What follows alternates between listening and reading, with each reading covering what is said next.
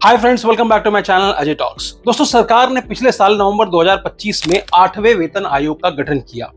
अब ये क्यों किया? क्योंकि जो केंद्रीय कर्मचारी हैं, साथ में जो पेंशन भोगी लोग हैं, इन लोगों की सैलरी को बढ़ाने के लिए। तो आयोग ने तमाम सारे कर्मचारी संगठन जो है उनसे मेमोरेंडम मांगा है। 30 अप्रैल की लास्ट डेट है कि आप अपने अपने सुझावों को जमा करें। उसके बाद आयोग एक रिपोर्ट जारी करेगा और उसके हिसाब से जो न्यूनतम बेसिक सैलरी जो कि अभी 18,000 रुपए है, वो बढ़ करके 46,000 से 69,000 रुपीज के आसपास होने की संभावना है। तो ये सब कवायद एक तरफ से 8th पे कमीशन के नाम पे चल रही है, तो वहीं दूसरी तरफ जो साइबर अपराधी हैं वो भी 8वें वेतन आयोग को लेकर के लोगों को ठगी का शिकार बना रहे हैं। ऐसा मैं नहीं कह रहा हूं, ऐसा पुलिस की तरफ से एक नोटिफिकेशन जारी हुआ है जिसमें बताया जा रहा है कि साइबर अपराधी 8th पे कमीशन के नाम पर लोगों के साथ लाखों रुपए की ठगी कर रहे हैं। तो इससे पहले कि मैं आगे बढ़ूं, आप लोगों से निवेदन है कि चैनल पर अगर आप नए आए हो तो चैनल को सब्सक्राइब कर लीजिए, क्योंकि यहाँ पर साइबर स्कैम के जो अलग अलग तरीके जो साइबर अपराधी अपनाते हैं उसके बारे में मैं लगातार बात करता हूं और लोगों को अवेयर करने की कोशिश करता हूं। तो आज के इस वीडियो को लास्ट तक जरूर देखना, क्योंकि ये सिर्फ 8वें वेतन आयोग से जुड़ा हुआ नहीं है, ये किसी भी व्यक्ति पर लागू होता है। ये जो स्कैम है, दरअसल इसको कहते हैं एपीके बेस स्कैम।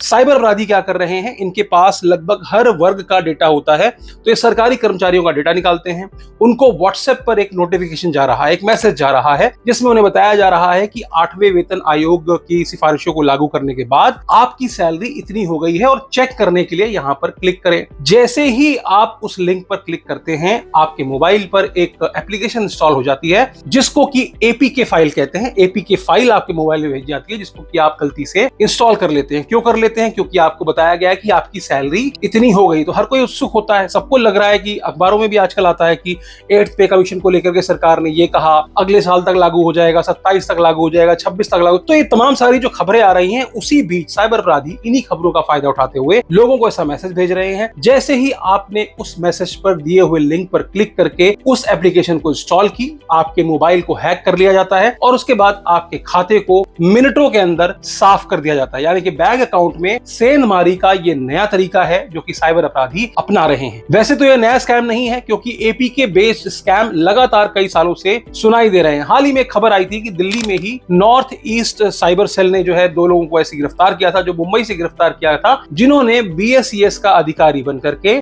दिल्ली के किसी एक विक्टिम के साथ 6 लाख रुपए की ठगी की थी। तो सबसे पहले समझते हैं कि एपीके बेस्ड स्कैम होता क्या है, एपीके क्या होता है, कैसे पहचानेंगे। अगर मैं बहुत ही सरल भाषा में बात करूं तो जैसे कि आपने देखा होगा, जब कोई डॉक्यूमेंट आप खोलते हैं तो वो पीडीएफ फॉर्मेट में होती है या डॉक फॉर्मेट में होती है, कोई इमेज है तो जेपीजी फॉर्मेट में होती है, पीएनजी फॉर्मेट में होती है, तो लास्ट में एक एक्सटेंशन होता है .jpg। ठीक उसी तरीके से एक एपीके फाइल होती है जिसका एक्सटेंशन होता है .apk। ये फाइल क्या होती है?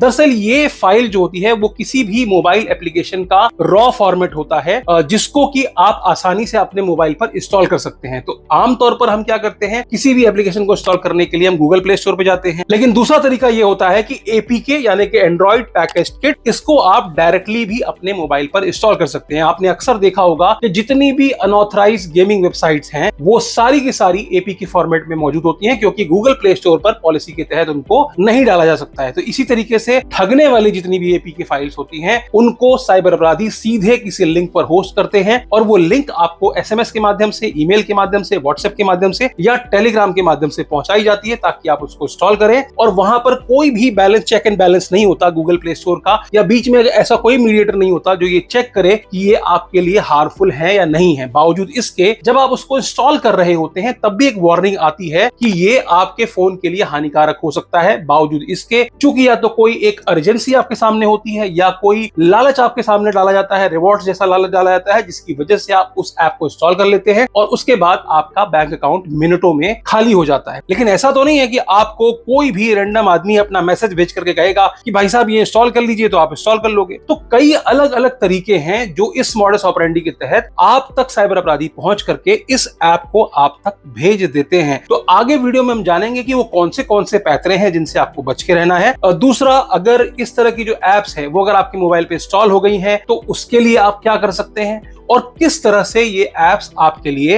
हार्मफुल होती हैं, इसके बारे में हम वीडियो में चर्चा करेंगे। जैसे ही आप इन हार्मफुल एपीके फाइल्स को, जो कि मैलिशियस होती हैं, मालवेयर होती हैं, उसको आप इंस्टॉल करते हैं अपने मोबाइल पे, तो सबसे पहले तो कई बार तो आपको पता ही नहीं रहता कि ये इंस्टॉल होकर के गई कहां, क्योंकि ये हिडन फाइल्स की तरह काम करती हैं। आपको उसका कोई आइकन नहीं दिखाई देगा, या आइकन अगर दिखाई भी देगा तो वो कोई जानी पहचानी ऐप का रेप्लिका होगा, जिसको कि आप बिल्कुल भी भांप नहीं पाएंगे कि ये वाकई में कोई मालवेयर ऐप है जो कि आपके फोन पे इंस्टॉल हो गई। एक बार इंस्टॉल होने के बाद ये आपके एसएमएस को पढ़ सकती है, ये आपके मोबाइल में आने वाले हर ओटीपी को रीड कर सकती है, आपके मोबाइल पर इंस्टॉल्ड कोई भी बैंकिंग एप्स हो या गूगल पे, पेटीएम, फोन पे, इस तरह के एप्स को भी एक्सेस कर सकती है। और कई सारे मामलों में तो देखा गया है कि इन साइबर अपराधियों ने फोन को हैक करने के बाद इन एप्स के थ्रू इंस्टेंट लोन्स भी अवेल कर लिए और उन सारे पैसों को अपने म्यूल अकाउंट्स में ट्रांसफर कर लिया। यही नहीं, डेटा थेफ्ट की भी जो शिकायतें आ रही हैं, जहां पर इंपर्सनेशन स्कैम के बारे में आपने अक्सर सुना होगा, ये लोग आपके व्हाट्सएप का एक्सेस ले लेते हैं, उसके बाद आपके व्हाट्सएप के जरिए तमाम सारी मैलिशियस लिंक्स आपके कॉन्टैक्ट्स को भेजते हैं, जिसकी वजह से आपके कॉन्टैक्ट्स को ये लगता है कि किसी ऑथेंटिक सोर्स के जरिए ही ये फाइल आई है, तो वो उसको क्लिक करके वापस इंस्टॉल कर लेते हैं। और इस तरीके से ये जो साइबर अपराधी हैं, इनका नेटवर्क बहुत बड़ा होता चला जाता है। एक फोन हैक करने के बाद ये सैकड़ों फोन तक पहुंच बना लेते हैं। तो आपका पैसा गया, आपका डेटा गया, आपकी कोई सेंसिटिव इंफॉर्मेशन है, आपके मोबाइल में कोई ऐसा वीडियो है जो आपके पर्सनल मूवमेंट्स हो, उसको भी ये ले लेते हैं। इसके अलावा तमाम सारी परमिशंस इन एपीके के द्वारा ली जाती है, चाहे वो आपकी लोकेशन हो, चाहे आपके मोबाइल की गैलरी हो, कैमरा हो, माइक्रोफोन हो, इन सब का एक्सेस साइबर अपराधियों के पास होता है। आपके फोन में एक तरीके से ये जो एप्स होती हैं वो की लॉगर की तरह या फिर रिमोट एक्सेस ऐप की तरह काम कर रही होती हैं, जिसकी वजह से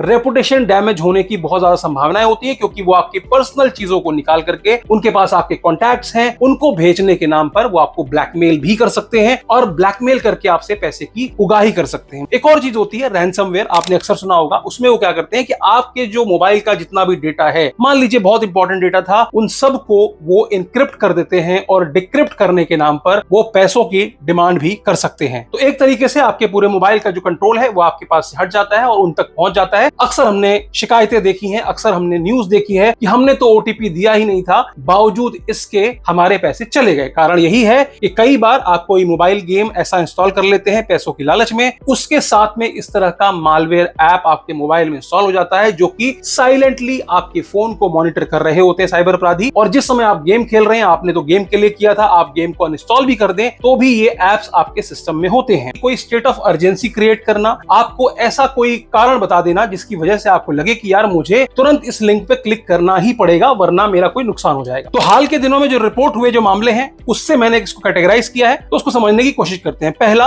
अगर आपको लोन की जरूरत है, आप लोन लेने जाते हैं, और यहां पर मैं सिर्फ एपीके की बात नहीं करूंगा, ऐसी बहुत सारी एप्लीकेशंस जो कि गूगल प्ले स्टोर पे भी मौजूद हैं, जो भी यही काम कर रही हैं, जिसमें कि चाइनीज लोन एप्स का बहुत बड़ा मकड़ जाल है, जिसके जरिए भी ये काम हो रहा है। तो जब तक गूगल प्ले स्टोर को पता चलता है कि इन एप्स के साथ स्कैम चल रहा है, तब तक वो लोग काफी लोगों के साथ ठगी कर चुके होते हैं और नई एप्स को वहां पर लिस्ट करना शुरू कर देते हैं। तो बहुत सारी लोन एप्स होती हैं, आपने अक्सर देखा होगा, केरल में भी एक मामला निकल करके आया था कि पिछले 3 साल के अंदर एक ऐसे नेटवर्क को पकड़ा था, गिरफ्तार किया था, जिसने की 70 करोड़ रुपए की ठगी की थी सिर्फ और सिर्फ लोन एप्लीकेशन से। आपको लोन की जरूरत है, आपने कोई फेसबुक या कहीं पर आपने ऑनलाइन एक ऐड चलता हुआ देखा कि इंस्टेंटली आप 50,000 रुपए का लोन ले सकते हैं, आपने क्लिक किया और आपने इस तरह की ऐप इंस्टॉल कर ली, इन्होंने आपको पैसे दिए, स्टार्टिंग में 5,000 रुपए छोटा लोन देते हैं और उसके बाद फिर आपको हैरेस करना शुरू कर देते हैं और आपसे कहते हैं कि आपके सारे कॉन्टैक्ट लिस्ट हमारे पास है, अगर आप हमको 5,000 के 10,000 नहीं दोगे, 50,000 नहीं दोगे, कई केसेस में तो 5-5 लाख रुपए तक इन्होंने ले लिए हैं। उनको हैरेस करके, उनकी प्राइवेट वीडियोस को निकाल करके, जैसा कि मैंने पहले भी बताया कि रेपुटेशन डैमेज करके ये लोगों से ब्लैकमेल करके पैसे उगाही करते हैं। और जो विक्टिम्स होते हैं उनमें जो एक रेशियो निकला था कि सिर्फ 20% लोग ऐसे थे जिन्होंने इस तरह के स्कैम में फंसने के बाद उसको रिपोर्ट किया, बाकी लोग डर के मारे पैसे दे देते हैं बदनामी के डर से। दूसरा पैतरा, अभी हाल ही के दिनों में हमने देखा कि किस तरीके से ई चालान के नाम पर लोगों को व्हाट्सएप पर एक लिंक भेजी जा रही थी या इस तरह के एपी की फाइल्स भेजी जा रही थी, जिसमें कहा जा रहा था कि आपका 500 रुपए का चालान ड्यू है। ऐसे भी लोगों को भेजा जा रहा था जिनके पास गाड़ियां ही नहीं है।